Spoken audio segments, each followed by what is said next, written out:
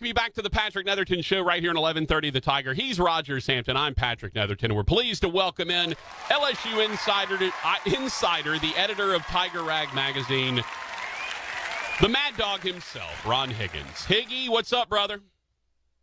Nothing much, man. Just sitting here working on stuff, working on things. That's what you got to do. Hey, are y'all in the path of Zeta at all, or what's kind of going on down there?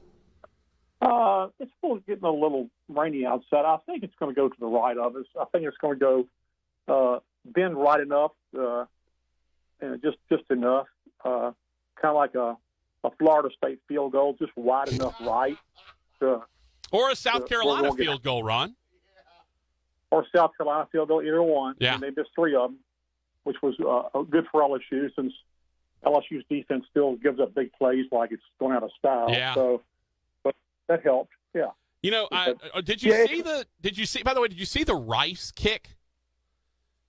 Oh my God. That's the craziest thing I've ever seen in my entire life. The quadruple doink. I mean, it looked like a trick shot in a pool game. Yeah. I mean, bam, bam, bam. Okay, it was incredible. I've never seen anything like it. And then to watch it on replay, but know what's going to happen. Then look at the players on the field as the ball's bouncing around, and watching the guys just collapse like, oh my God. Yeah, yeah. For those that haven't seen it, it went right upright, crossbar, left upright, crossbar, and out. Which is just, I mean, that's. I don't know. I don't know how that. I can't even imagine. Like, if I was the kicker, I would probably just quit at that point. I was like, all right, I'm cursed. Like, obviously, God doesn't love me. I think I'm probably just going to go ahead and quit the sport now. It was just brutal. I can tell you, I've never seen like it. All right. But this year's been crazy, so it kind of makes sense. Yeah, being 2020, quadruple doink just seems to fit right in. All right, you mentioned the LSU defense, and I think it's a good place to start because you had a special teams touchdown, you had a defensive score, we mentioned 3 missed field goals for South Carolina. South Carolina's offense didn't do a whole lot, missed some opportunities, and I mentioned how similar the Saints and the LSU defenses are in that they're both immensely talented, but they have way too many people running scot-free through their secondaries in both the Saints and the Tigers. What's going on with LSU? They talk about simplifying things, but it doesn't seem to matter. However simple they get it, there's communication issues or there's eye discipline issues in that defense. I think it's both of them. I mean, they're still taking bad angles, and I mean, I don't know. One of the problems before were personnel groupings and changing stuff at the last second, sending people on. And I guess changing the play or scheme or call or whatever, and that was confusing. I don't know what their excuse last week was. I mean, because LSU goes down, they take 7.5 minutes off the clock in the first quarter of the first drive, and they score, and everybody's feeling all right, good. It's going to be okay. Then South Carolina's in the end zone in 3 plays, and everybody's like, really? But I mean, really? How much is both? What are you getting paid? What was it again? Yeah, it was ridiculous. And then all night it was like that. I mean, they had South Carolina had 6 plays of 32 yards or longer, including 4 plays of 44 yards or longer, and that's 263 yards of worth of plays like that, which was 65% of their offensive total. And it's like, what? You've got to be able to clean this up sooner or later. I mean, you can't.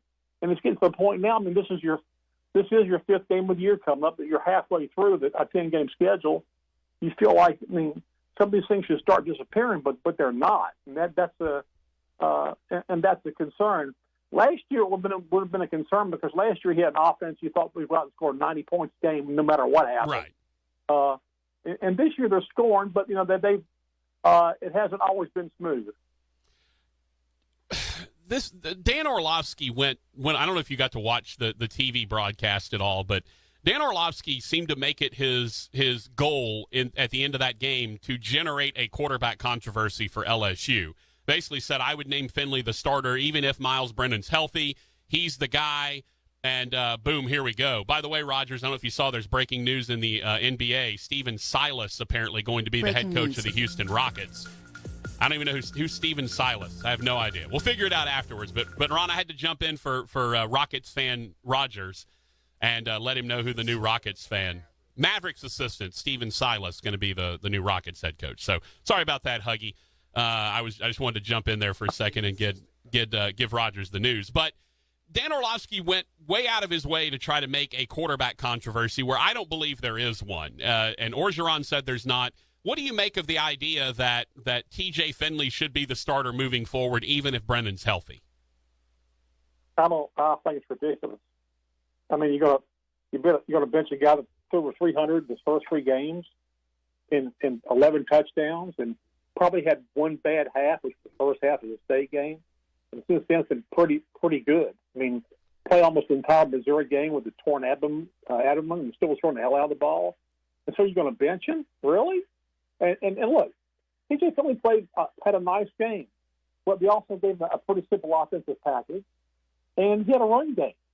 I mean, Miles Brennan hadn't had a run game yet to help him. Mm-hmm. I mean, in LSU's first 3 games of the season, LSU was 9 of 39 on third down because their average down and distance was third and almost 8 yards to go. Last week in South Carolina, it was 3rd and 3 average distance. So it's nice to have a little help. And so I think it's just it's just crazy. I mean, it was crazy for the ESPN guy to say that, and it's even crazier that the some LSU fans are buying into it. Miles Brennan has been really good. It's just but Miles Brennan can't play defensive back. He can't play linebacker. That's been LSU's problem. I mean, defense, not offense. Does this defense in some way remind you a little bit of the Pivito, Doug Mallory year when I think it was Pelini that left? Maybe I'm wrong. Maybe it was a different one. Maybe it was Chavis. I don't remember exactly. One of them left, and a whole bunch of studs left and went to the draft. And then Bradley Del Pivito, who became the Northwestern State coach after that year, and Doug Mallory took over as co-defensive coordinators, and the defense was bad. It was schematic, but it was also talent, and young talent at that. Does it feel like there's some of that going on this year with Pelini? Yeah, I'll say a little bit, yeah. They have a lot of young talent. They really do. And it just seems like, they're just paralyzing them too much with too much information. They're good enough to go out and straight up take on people. I mean, a lot of these guys are 4- and 5-star recruits. Mm-hmm. Almost all of them are. And I don't understand the need to kind of just throw so much schematic stuff at them that they're not playing. They're not playing with free mind. They're thinking too much. And I just they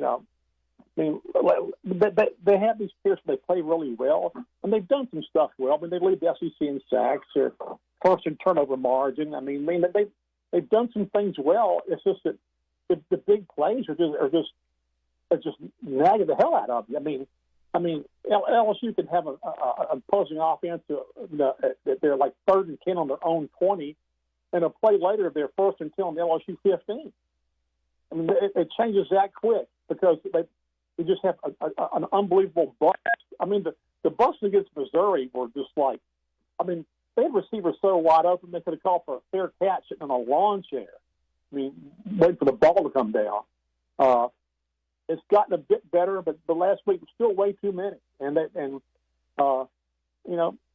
Auburn's not great, but they're good enough to take advantage of that. I mean, LSU Auburn games are always tight, man. Yeah. I mean, I still think, they're always tight.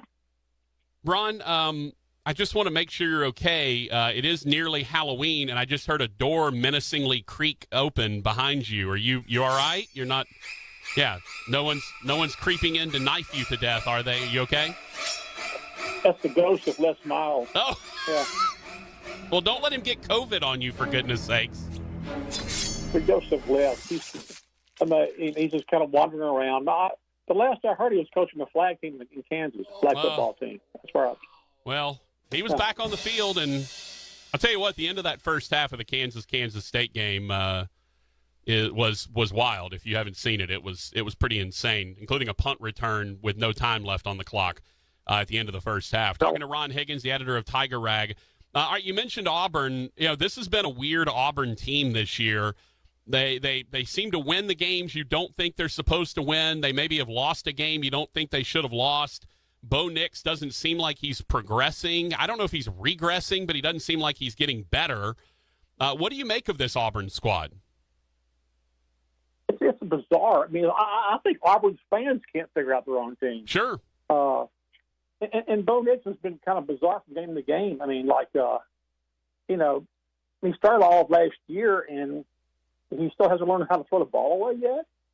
I mean, but they lose to Missouri because they flush him and he keeps rolling out and throwing against his body and kind of in tight windows, and it's just crazy. I mean, it's like throw the ball away. You've got a pretty good run game. I mean, you got a pretty good offensive line. Don't screw things up. Don't think you have to make the play. And I know some of their defensive guys have been hurt and they're getting a couple of guys back. That they do have, a couple of cool nicknames, and running back named Tank and a safety named Smoke, a guy like that. But honestly, I mean, they're hard to figure out because, really, almost every team in the SEC is kind of hard to figure out, except for Alabama. But it's just, I don't know if it's. I'm not going to, people want to blame it on the COVID, and they probably can. That'd be a nice excuse. And maybe it just seems kind of disjointed, the whole schedule and culture all seems disjointed. But, I mean, everybody in SEC, except for Alabama, it hasn't been consistent. It just hasn't looked good and from game to game. Yeah. Alabama hadn't looked bad. I mean, they had a game where they didn't play. Defense wasn't very good, but they went out and scored like 50 or something to win the game. But everybody else is like, Georgia always recruits great, and Georgia doesn't impress me. But, I mean, they still don't have a quarterback. Just go down the line. I mean, it's Ron, really a strange. Ron, look, and LSU's right in the middle of it. Look, yeah. Ron, let's be honest. The only team that really we know anything about is the best team in the SEC, Arkansas. Yeah, they've come out and played great, and give them credit. It's hard to go into a situation and change a mindset. I mean, when you lost like 19 SEC games in a row, it's hard to change a mindset all of a sudden. And last year was even worse. I give them credit. I mean, there's just changing it around and just trying to get in a more positive mind frame where you believe you can win. So far, obviously he's a coach. Sam's the coach of the year. No doubt. I don't think there's any question. Yeah, there's no doubt about that. And I'm happy for my Arkansas friends. I have a lot of friends over there, especially in the media, and it's no fun to cover a losing team year after year. No. It's just not. No. And I'm happy that they're getting some wins. Hey, did have a question from the Bobby L. Green Plumbing text line at 318-657-0HAM, 318-657-0426. By the way, Zero Ham, Ron, also known as my version of hell that I would try to live through. But Big Peanut would like to know about the rumblings that Sage Ryan may commit to Alabama. Well, I mean, we've heard that too. We've heard that. We don't. A lot of LSU recruiters don't think it's over till it's over, but we've heard that. And you wonder, if the latest stuff with, the self-imposed sanctions will hurt LSU. I don't know. I mean, and again, he's got a good top three: Alabama, LSU, and Clemson. You can't lose any of those. No. And LSU's done its best to keep all the really good guys in state. They've done a pretty good job of that.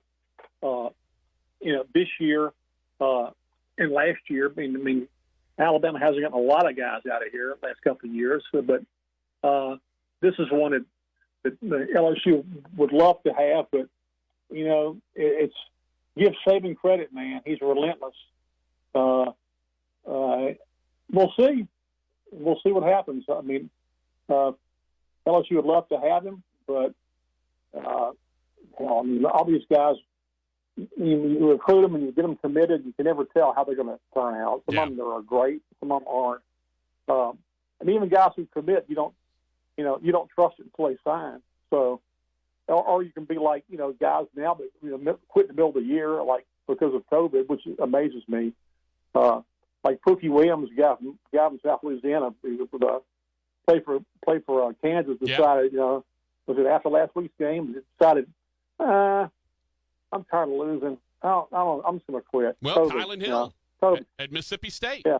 He and a bunch of other guys are apparently quitting at Mississippi State. Yeah, Kylan Hill, I can understand him a bit because they've got an offense that's not friendly to him. Okay, right. They're throwing crap out of the ball, and he's not getting touches, and it's hurting him. Honestly, it's hurting him.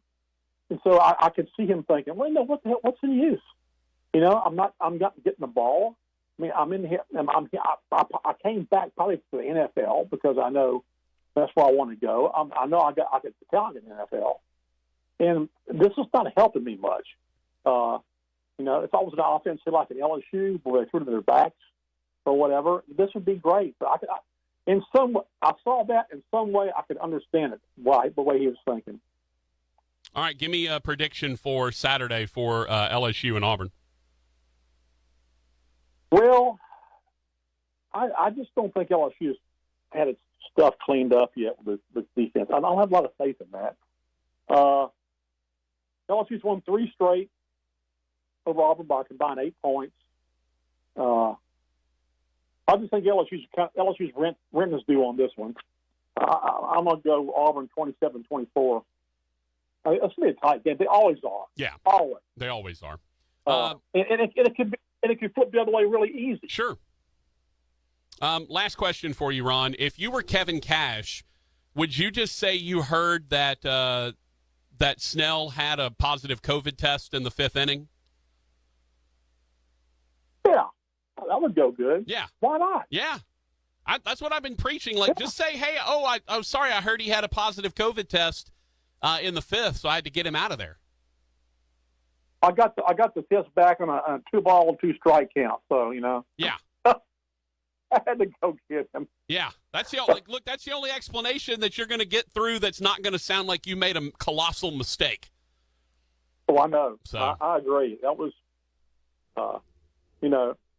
watching American managers do that always amazes me. Real quick story: I covered the Olympics in USA and Cuba. Mm-hmm. Cuba's got a guy. He's getting rocked in the 1st inning.